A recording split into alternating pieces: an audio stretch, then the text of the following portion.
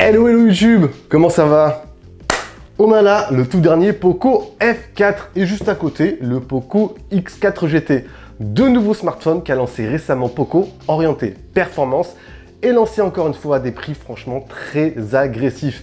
Alors que valent-ils? On va se pencher ensemble sur ces deux smartphones. Bon, rapidement, si vous n'avez pas encore fait, pensez à vous abonner, vous activer la petite cloche de notification juste en bas pour ne rien rater des prochaines vidéos qui arrivent. Allez, on y va, let's go. On va débuter les amis par lequel? On va débuter par le Poco F4. Poco F4 qui n'est autre que le successeur du Poco F3 de l'an dernier. Un excellent smartphone, rappelez-vous que je vous avais testé sur la chaîne, un de mes coups de cœur 2021 qui présentait un excellent rapport qualité-prix performance. Du coup, ce Poco F4, il a la lourde tâche de lui succéder, de faire aussi bien, voire mieux. Alors, qu'est-ce qu'il nous raconte de beau comme histoire ce Poco F4? Bon, pour vous la faire simple, grosso modo, il reprend en fait la même philosophie que le F3, tout en peaufinant 2-3 détails. Et ça commence par le design.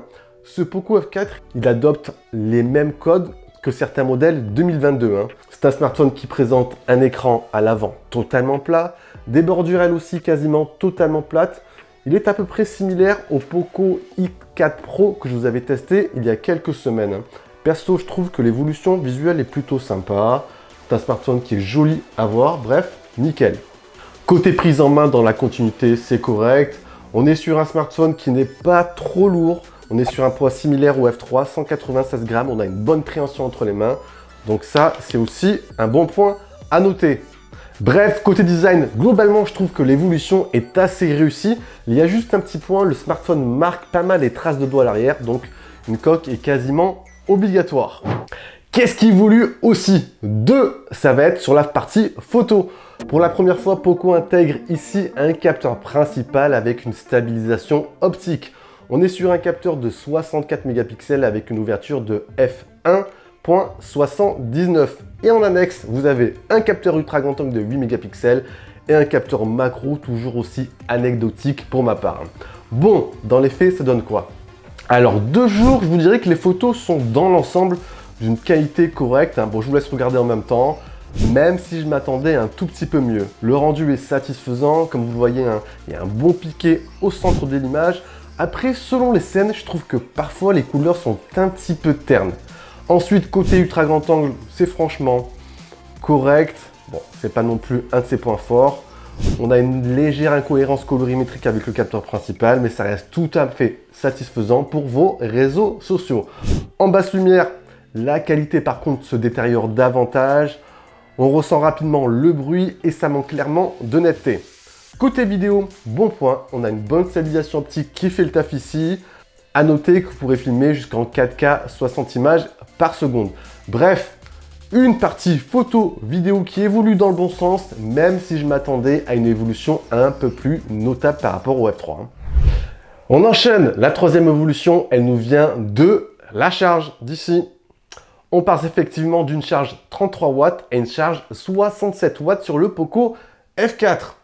Alors comptez ici à peu près 40 minutes pour une recharge complète et environ 15 minutes pour une recharge de 0 à 50%, ce qui est franchement un petit plus sain. Vous êtes pressé le matin, un petit coup de recharge et hop, vous êtes parti pour la journée à peu près. Donc ça, c'est nickel. Niveau autonomie ensuite, le Poco F4 reprend une batterie très similaire au F3. On est ici sur une batterie de 4500 mAh. On est sur une fourchette tout à fait correcte. Comptez ici à peu près une bonne journée et demie, voire deux, en usage mixte. Et si vous êtes économe, c'est parfait. Et la quatrième évolution par rapport au Poco F4, c'est peut-être la moins visible, mais c'est franchement un petit plus non négligeable. On a une dalle ici, une dalle avec un taux de rafraîchissement adaptatif. C'est-à-dire que vous allez avoir une fréquence d'image qui va s'adapter automatiquement de 60, 90 ou 120 Hz selon le contenu affiché. Ça vous permettra d'avoir une expérience visuelle la plus fluide possible tout en réduisant votre consommation. Donc ça, c'était réellement un petit plus. Donc voilà, en gros, les 4 nouveautés par rapport au Poco F4. Le nouveau design, un capteur principal avec stabilisation optique, une recharge rapide 67 watts et un taux de rafraîchissement 100 Hz adaptatif. Le reste étant comme vous le savez, similaire au Poco F3 qui était franchement déjà excellent. On a une configuration ici qui est similaire au Poco F3. On est sur une configuration avec un Snapdragon 870 qui est couplé à 6 ou 8 Go de mémoire vive selon votre configuration. Ça vous permettra d'avoir un smartphone franchement très à l'aise pour les tâches du quotidien, pour jouer aux jeux vidéo 3D, même avec des graphismes très poussés et avec une bonne gestion de la chauffe. On a également une très bonne partie multimédia avec un écran 100 Hz, Super AMOLED, de beaux contrastes, de belles couleurs, une luminosité à peu près correcte. On a également 2 haut-parleurs pour une immersion stéréo, donc ça c'est nickel. Et côté prix, pour finir, le smartphone a été lancé en configuration de base à 399 €, mais il y a eu pas mal d'offres de pré-lancement et à mon avis, par la suite, vous aurez de nombreuses promos qui ramèneront le smartphone autour des 350 €. Et à ce prix-là, honnêtement, si vous cherchez un smartphone assez performant, avec un capteur principal qui fait le taf, un joli design, un smartphone avec une bonne expérience multimédia et de la recharge rapide, franchement, pourquoi ne pas vous laisser tenter par ce Poco F4? Allez, on perd pas de temps, on enchaîne par la suite. C'est ce Poco X4 GT, son petit frère. Alors, ce Poco X4 GT, franchement, il arrive avec des arguments très forts qui pourraient, pourquoi pas, vous convaincre.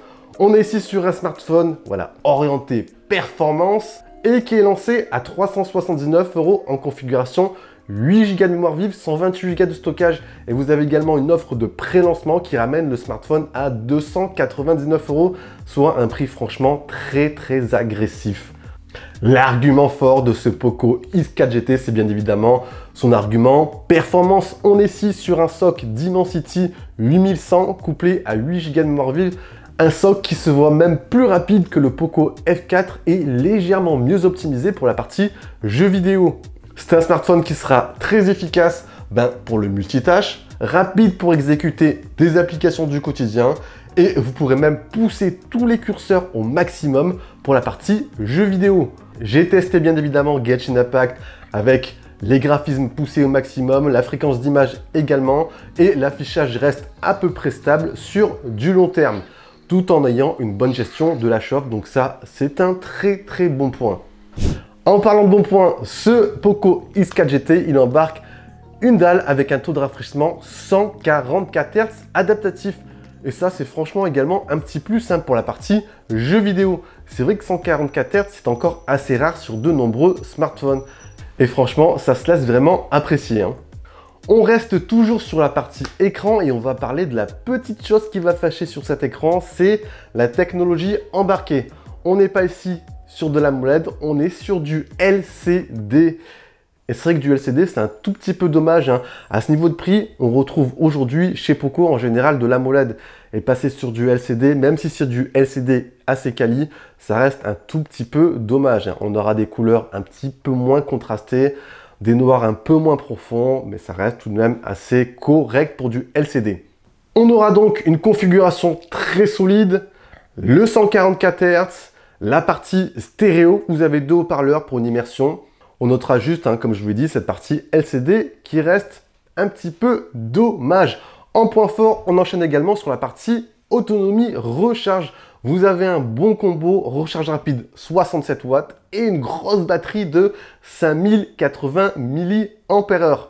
En utilisation basique, vous pourrez tenir à peu près 2 jours, ce qui est franchement un bon point.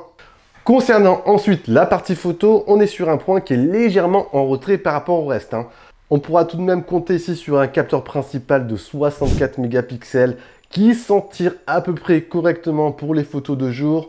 On a une gestion correcte de l'exposition, la colorimétrie est à peu près juste comme vous voyez et le bruit reste assez limité. A noter que pour la vidéo, vous pourrez filmer en 4K 30 images par seconde avec une stab tout à fait correcte. Quelques petits points que je n'ai pas notés durant ce test. Alors ce X4 GT, il a la petite prise jack au-dessus. Bon, dommage qu'elle ne soit pas sur la tranche inférieure, mais elle a le mérite d'exister. Et ça, c'est plutôt pas mal pour les mélomanes. Le smartphone est compatible NFC, Wi-Fi 6 et avec la nouvelle norme Bluetooth 5.3. Yes. Ensuite, que ce soit le X4 GT ou le Poco F4, les deux smartphones ne proposent pas de slot micro SD pour étendre votre stockage. Donc pensez à bien choisir votre configuration de base, 128 Go ou 256 Go. Côté interface aussi, bon bien évidemment, vous le savez, les deux smartphones tournent sur l'interface MIUI version 13 qui est basée sur Android 12. Une interface que je pense que vous commencez à connaître par cœur, qui présente ses points forts, il y a pas mal de personnalisation possible, mais vous avez énormément d'applications inutiles de base. Je vous conseille également d'aller jeter un petit coup d'œil sur mes vidéos astuces sur l'interface afin d'optimiser au mieux l'interface MIUI. On a donc ici deux smartphones qui proposent des arguments propres à chacun, mais avec une philosophie similaire tournée vers la performance. Et voilà les amis, si vous avez apprécié comme d'habitude, vous savez ce qu'il vous reste à faire, le gros pouce bleu, on partage la vidéo, c'est très important pour le référencement. Si vous êtes intéressé, je vous ai mis bien sûr tous les liens en bas dans la description. Et sur ce, je vous dis bien sûr à la prochaine, prenez soin de vous les amis, allez, ciao ciao.